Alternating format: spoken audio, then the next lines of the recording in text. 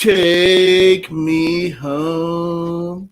Disclaimer, my brother got him as enthusiastically. Luke Skywalker is a real thing on the little business. Shut up!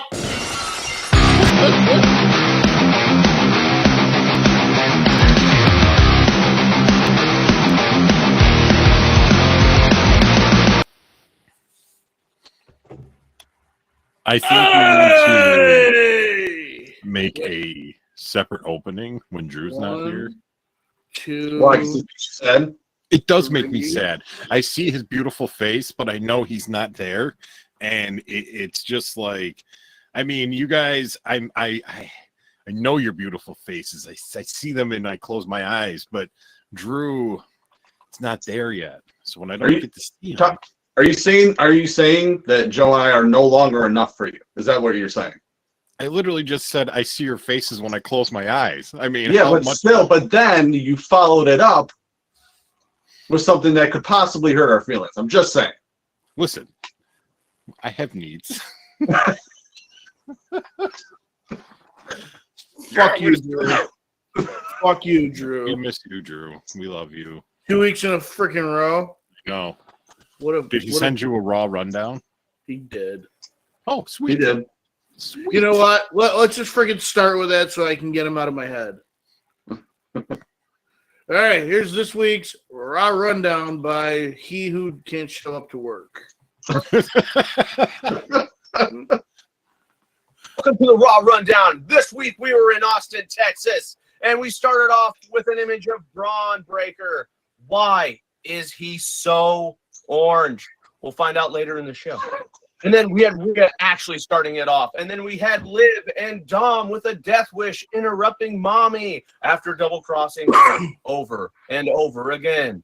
Then we have a new meaning to the word Latino heat because he's getting so much heat that Dom, are we going to change it from X-Pac heat to Dom heat? I don't know. It's getting close. And then did he get some of that back with the comments of Liv letting him play video games and eating tendies whenever he wants? I don't know. That sounds like a bunch of simp talk to me.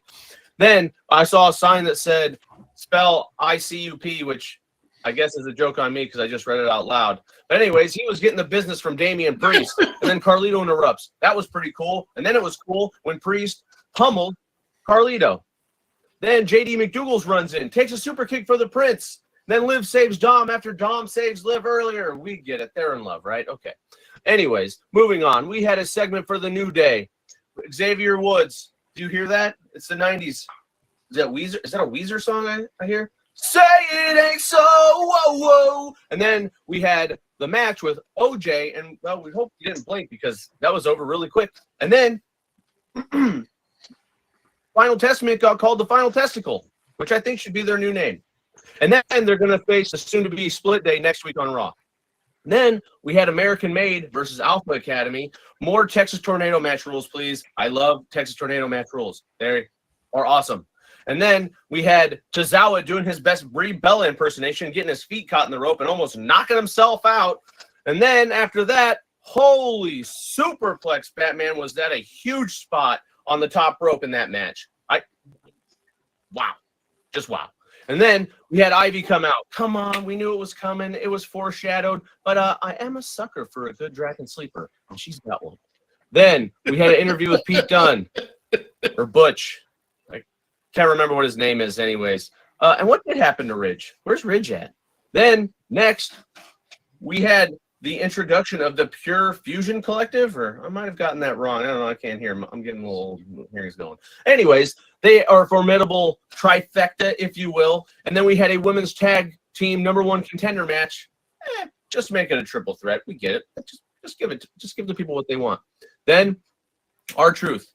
I hope you guys sign him to a lifetime contract because he's way too good to not be on WWE television. And The Miz is awesome. And it's Braun's son, not Braun. So, yeah. And then Randy came in and talked him into it, which was an extra hilarious wrinkle in that. Then we had Gunter interrupting Orton and hang Canal. I don't like that. Randy calls a screw up. Randy admits his faults, which I'm kind of coming around on Randy. I'm not a huge Randy fan, but I don't know. As of late, for some reason, I'm coming around on this dude.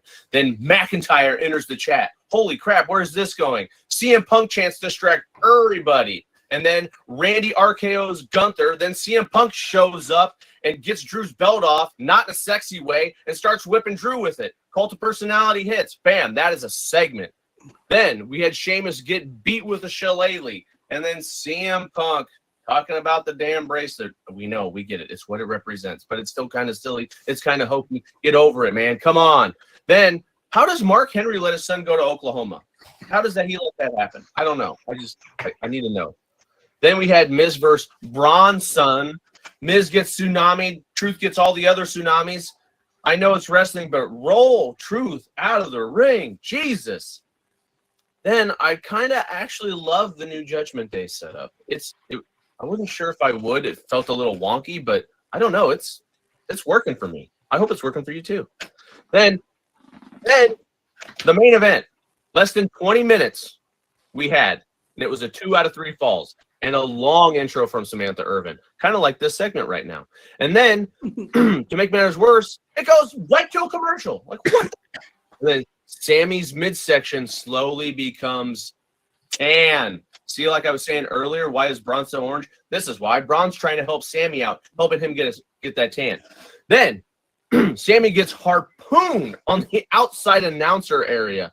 Then another commercial break, WTF. Then we had a Frankiest of Frankensteiners given to Sammy. Then we got one to one with 5 minutes to go. Braun won. What? No way. Overall, still great main event. And that was the Raw Rundown. Oh, I missed Drew. See, Todd, I mean, at least you got that, right? I know. You I gotta get think that. about it every night for the rest of my life. So, like, I watched bits and pieces of it after I got out of work this morning, and I want Garrett to kind of go into something because nothing significant happened last night at Raw. But go back into what we were talking about before we started rolling about Raw reverting. Yes, so I wrote up here, is Raw reverting? But what I mean by that question is, are we going back to, I understand holding patterns when you're right before a show, but now we're after a big show.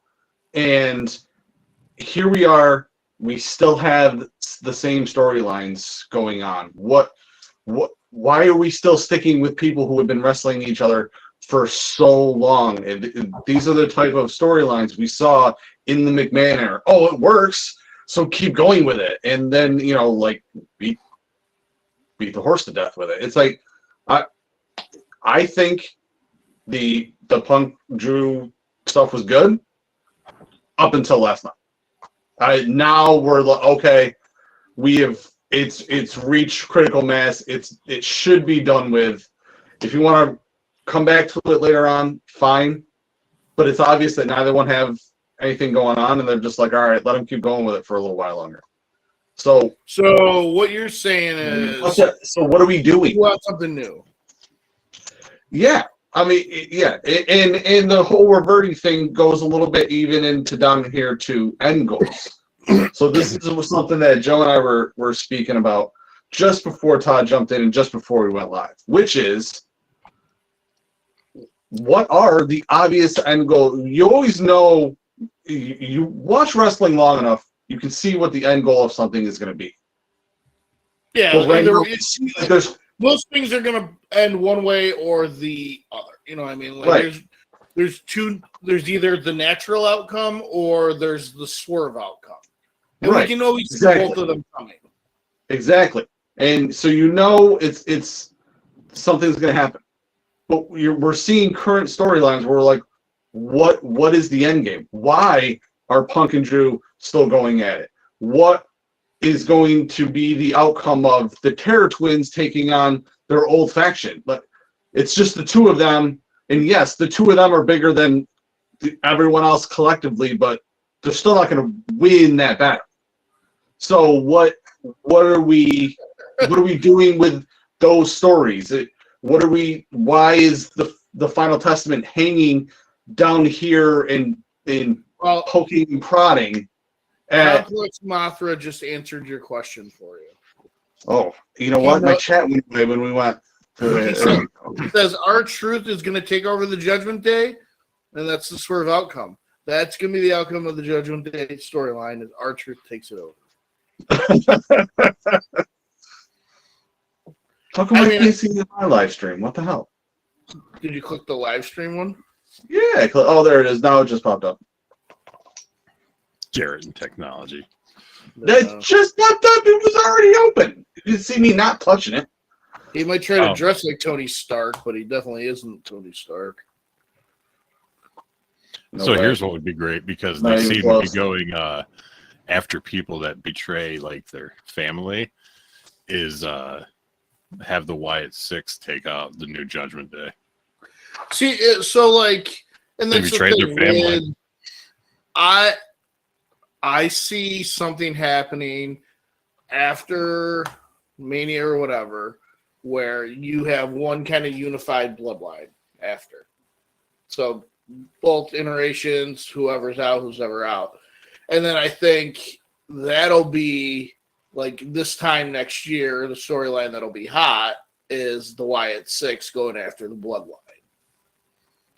And that'll be your lead up to Survivor Series next year. Wyatt family versus the bloodline. Now, Do you go ahead. No, I was just saying, so do you see everyone going back to like one show? Is it like, will Jay go back to SmackDown and then will everybody be on that show? Or will it be we're all together, go back to, now everyone go to other shows? Like, do they bring in the new guys like Zilla? Do they take over NXT? I don't know what they're going to do, obviously. What I would think would work out the best would be you have them as one unified front, but you do have 3 or 4 guys on one show, 3 or 4 guys on the other show. And then for big shit, they kind of get together, you know, like the whole family's go, you know what I mean? So then you have, like, say, bloodline representation on both shows. So, like, the present is felt. And I don't know what they're going to do with the Judgment Day, because, like you said, you can't just have Mommy and McIntyre face off against the Judgment Day alone. It seems to me, because everybody forgets, Judgment Day started with Edge. Like, this was Edge's thing with Damian Priest initially.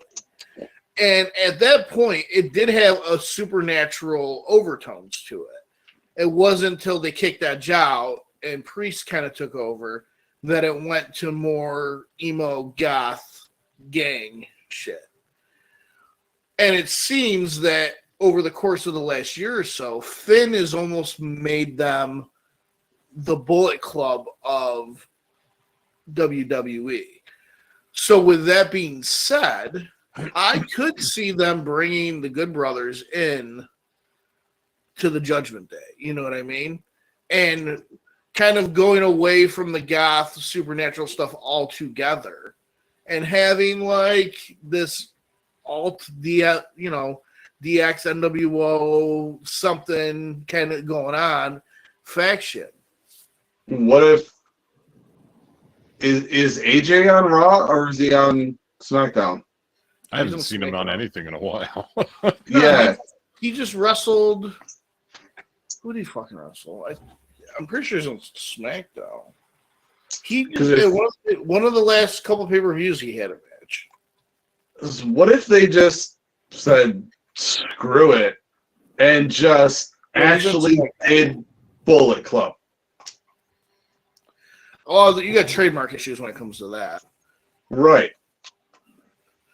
Well, I don't think they would do that because Judgment Day's established now. If they were going to go that way, they would just call everybody the OC. You know what I mean? Right. But I think because you're getting those overtones, because this was the Finn Balor, Prince Devitt version of him that we had in New Japan while the Bullet Club shit was going on.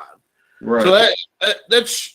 And I don't know, and like we were totally enjoying it in the beginning where we didn't know what the hell was going on. But now, like you said, especially like the Punk storyline, I think is the most that hasn't evolved into anything. Like the Judgment Day stuff is ever evolving. The Bloodline stuff, ever evolving. Everything else. But this Punk Rollins, McIntyre. I don't know. Like maybe when Cena comes back, Cena will take one of them and we'll break it up a bit. Right. I don't know, but I did. I read an article from Cena today, and he said after 2025, there's no amount of money in the world, and you will never see him in jorts, the wristband, and the T-shirt ever again. It's gonna be all suits from now on, and it broke my heart a little bit. But it's time at the same time. You don't. I'm okay with him retiring. I'm just okay with him not being Captain America anymore. Right. Yeah, look at Austin. No one ever genuinely thought that Steve Austin would wrestle a match, let alone in fucking whatever 2022 or whatever the fuck that was, and actually wrestle a match, not just a fucking 2-minute little whatever. I gave you a stunner 3 times and I drank some beer. Like it was a match. Like that dude was supposed to be like retired. Like, and you know, I know a lot of those people say that, and then I have a feeling a lot of people that spend their life get out of it and then start to, after a while, be like, you know, I know I haven't done it, or I wasn't doing it full time for a bit, but every time I went back, it was always like this adrenaline rush like no other. You know, so in 2026, do I expect to see John Cena? No. Maybe in 2032. Maybe, you know, like maybe he wrestles as Peacemaker. You know, would I enjoy seeing like him in a Punk like short-ish storyline? Yeah, I think that could be fun. If done properly, I think that could be a fun story. But yes, the Drew Punk thing just needs to die. I was actually, I won't be like I was pissed, but I wasn't thrilled when Drew took that bracelet back, because then I knew that this was just going to keep going. It was one of those stories that a lot of times they go like 3 rounds before they end the whatever, you know, like this was one that was one and done, would have been fine. Like match, Drew wins, so be it. CM Punk takes a loss. He's taken a ton of losses in his fucking career. He's gotten a lot of wins. Like it's nice. You don't know this about me, Joe Rogan. That's no rocks. Yeah, so but yeah, Cena will return eventually. He says that now, you know, but he'll do something years down the road because somebody will, you know, throw the right amount of money at him or the right situation at him. See, I don't think, like, I think he'll show up from time to time, kind of like how The Rock has the last decade. But I don't think we're going to get Jort's T-shirt Cena anymore. I think he's going to come out dressed like how Cody does and just. Cody can still wrestle in those suits. We've seen it. So. Yeah, but that's not him. Maybe like, he could be like corporate Kane, but corporate Cena. Just be a pair of pants walking down. You won't be able to see the rest of them. So before we get into the rest, let's hear a little word from our favorite sponsor. And Todd, do you have your tissues ready? Oh, not for crying. Well, no, I'm up for. You're about to hear my sexy voice. I know. That's what I mean. Have you ever found yourself in the need for some screen printing? What about some vinyl work? Well, we have the spot for you. Seasonal Sports, 215 Oriskany Boulevard in Whitesboro. Has all your needs. Go see Fred at Seasonal Sports. I caught you, Todd. I don't know what you're talking about. You were caught. I don't know. I'm a dragon zebra. Oh. All right. So let's time for the SmackDown Slam Down. Hold on.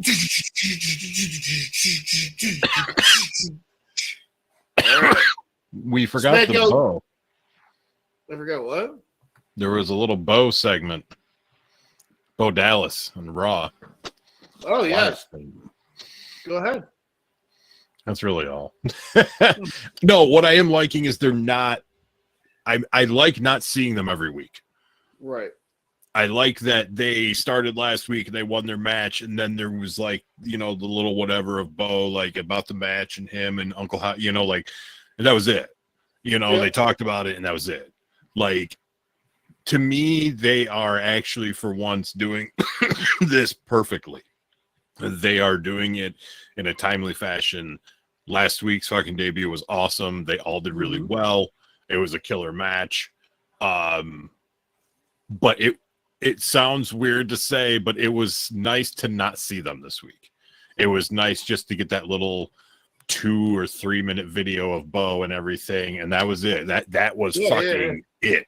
Like, that was nice because they're using it in a way where you're going to keep people coming back, like me. Like, I genuinely, like, truly look forward to watching Raw every week because I don't know if it's going to be them showing up and causing chaos or just some weird, spooky, creepy video. Like, it's nice. And then going back into what we were saying before, or what Joe was starting, was I'm hoping now that with Roman back, SmackDown becomes a lot more like Raw. Take it away, Joe. So this week at SmackDown, we had our man, the undisputed champion, the American Nightmare, Cody Rhodes, start off the show. And he comes out and starts doing a promo, and very quickly he's interrupted by the current tribal chief, Solo.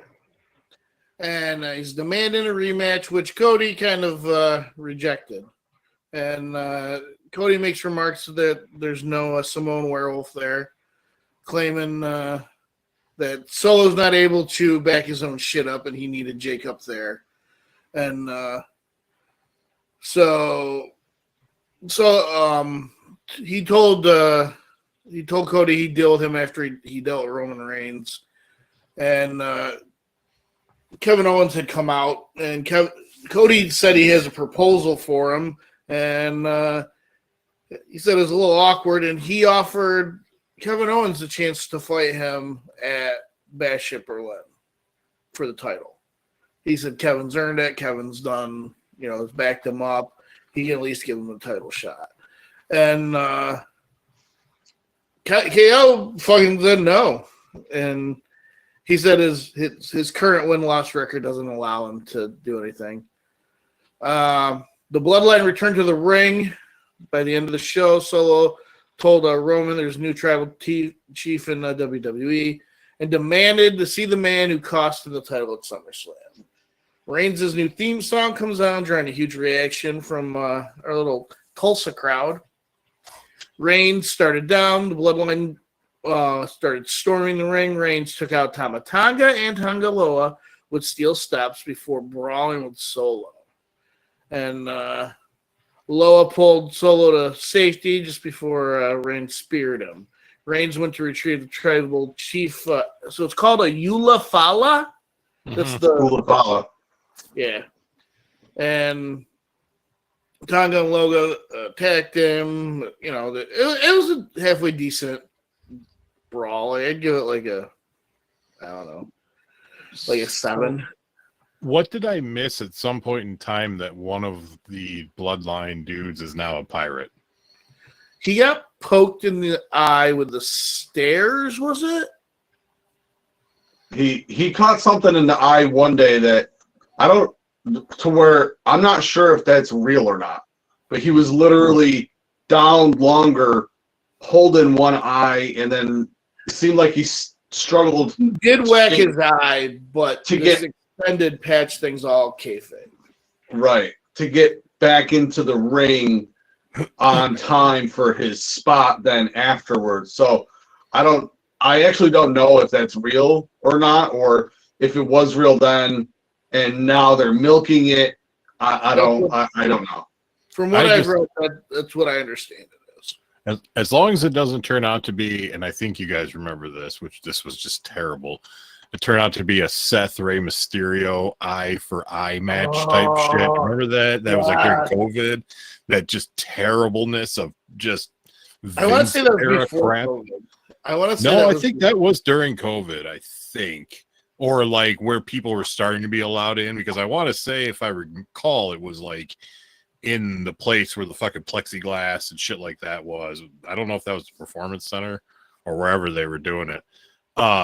Regardless, like that was just, I don't know who came up with it, and then who also was like, yeah, that's a good idea. Like, let's have one of them throw up from it. You know, like it was forgot that they had a.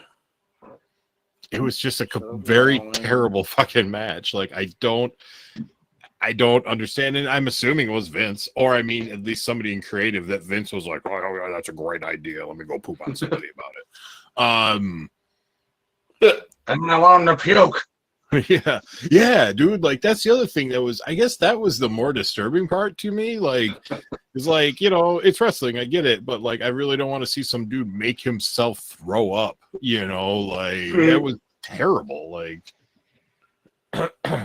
looked like it was June 2020, so everything had just shut down. Yeah. And it was at the horror show, at Extreme Rules horror show pay-per-view. Yeah. Was that the one where Cena wrestled Bray? Yeah, I think so. In that match. All right, Which so a lot of then people hated, and I actually kind of enjoyed it. I don't know.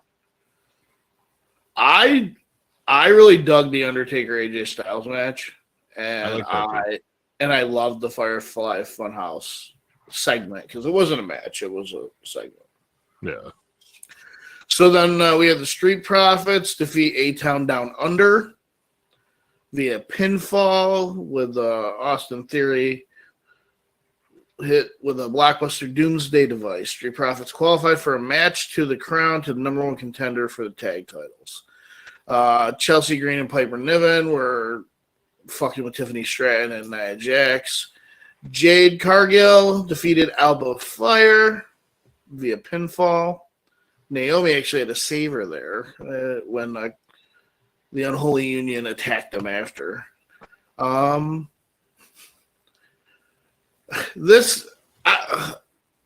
don't know, man. Booking like really bothers me. You had LA Knight's U.S. title championship inauguration was interrupted by Legado de Fantasma. Like, what are you doing here? Like, you finally put a belt on LA Knight instead of like starting him in with somebody like worth his fucking time. We have to deal with, let me see, Legado del Fantasma. Like, what the fuck?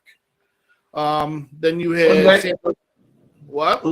Well, yeah, but it's like he comes out and they have that segment, but then it's like, is that the prelude to the fact that he's going to win? Isn't that all number one contender stuff now, anyways? So what's that's what I think. Yeah, I think that. But because we had Santo Escobar defeated on Andrade. Now Escobar is the number one contender for the U.S. title. And then former professional wrestler and WCW booker Kevin Sullivan was honored in a video package after his death on Friday. That's kind of crazy.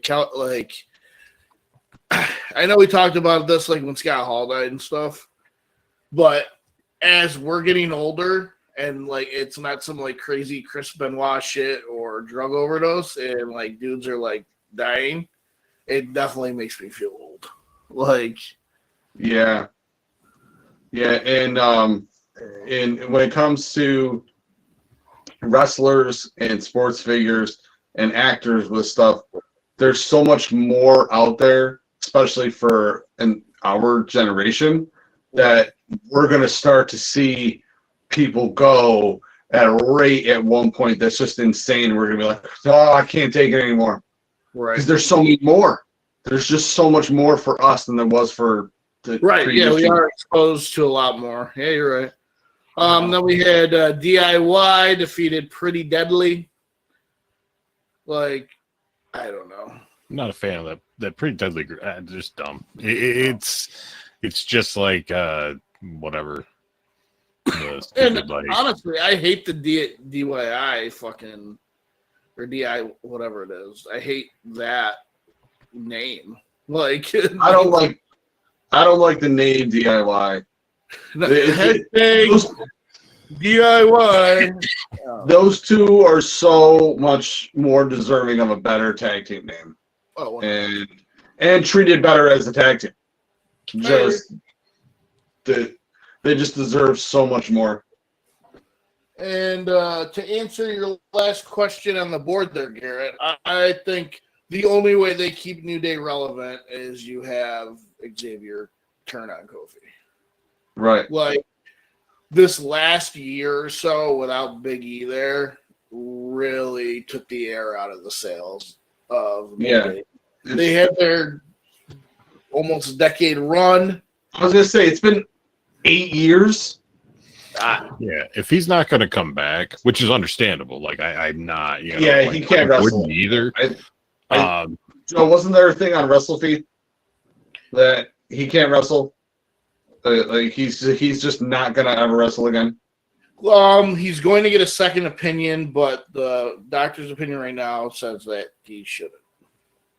Yeah. So, yeah, you know, and I love Big E, but I don't want to see him, get slammed and then just not get up. Yeah. Oh, yeah. No.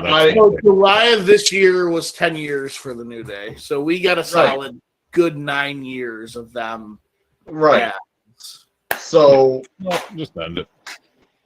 It's what better way than to actually drive the nail. Don't actually just when it seems they're about to add a new guy to replace Big E, you want that big heavy hitter. No, it's done. It's not a thing. You can have tag with Odyssey. How old Kofi is. Like Kofi's old, like by wrestling standards. Yeah. Kofi's going to retire within the next couple of years. Right. And Woods had to at some point get a title run. Even though like Big E's was short, Big E got one, Kofi got one.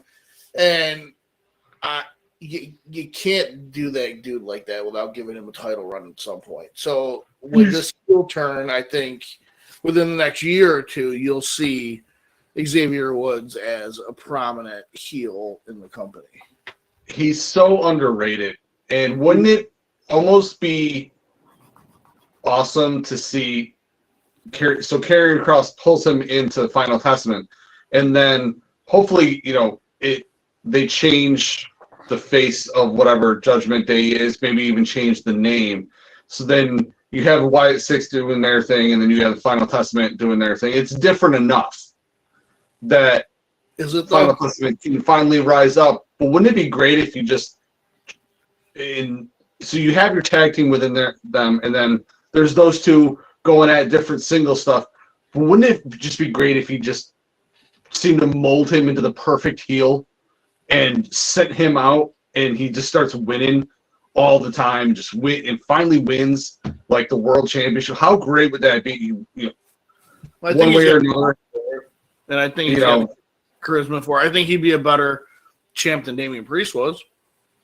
I think he would be. I think he'd be, if he joined Final Testament, I think he'd be a better singles champ than Karrion Kross would even be. Yes, Mr. Aaron. Two things. Wouldn't it be crazier if Xavier was like, all right, I'm cool with this Odyssey Jones, and then Kofi turns on them?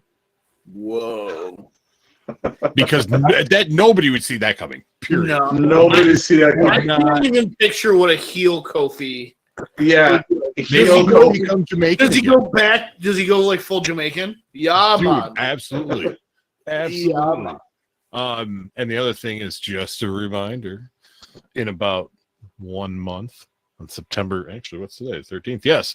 So 1 month from today, September 13th, SmackDown moves to USA. Oh, Moving.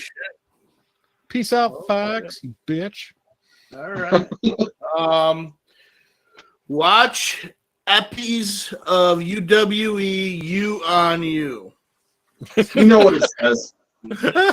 I read what it says. Watch Eppies of UWE U on UT. The other way. There you go. Oh, okay. Watch episode 8 of UWE Ultimate on YouTube now. That makes way more sense than what I said. Yeah, way more sense. Way more sense. Mondays, sometimes 7 a.m., sometimes 3 p.m. The Todd and Joe morning show is out. We aim for 7, but sometimes our aim's a little off. Tuesdays, you got us live. Wednesdays, what do you got for us this week, Garrett? I'm not sure if it'll be Wednesday. I don't know if we're going to keep it on the schedule anymore, but I will be doing Barry Gordy's The Last Dragon. Oh, you got the glow, Leroy. You got The glow, baby. You know what you need to do? What? You need to do one like after dark and then do pornos. No. Why don't you just do that? Because you're Hugh Hefner over there, so you got to do it. What if you and I do it, Todd, and we wear bondage outfits? You just see me in like the leather straps. I got like little nipple clamps like connected to my like ears, so I can like pull my ear. But Joe, it's really hard for Todd to do an entire podcast with a ball gag in his mouth. It would sound terrible. Okay, so I already figured that out. I got these small Bluetooth microphones, and I drilled a hole in the middle of the ball gag. So it's going to sound a little throaty, but you'll still be able to understand what he says. Which is accurate. Let's be honest. Yeah. Whoa. Well, all right. With that being said, I am Joseph Stones, Big Daddy Stones. I'm Garrett. Yeah, I'm the dude over here. Dang Garen this week. There'll be something awesome next week. It keeps going, man. I have a lot of them. I'm impressed. We've been at this for a while. Drew might be here. You change it on the other show too. It's impressive. Drew better be back.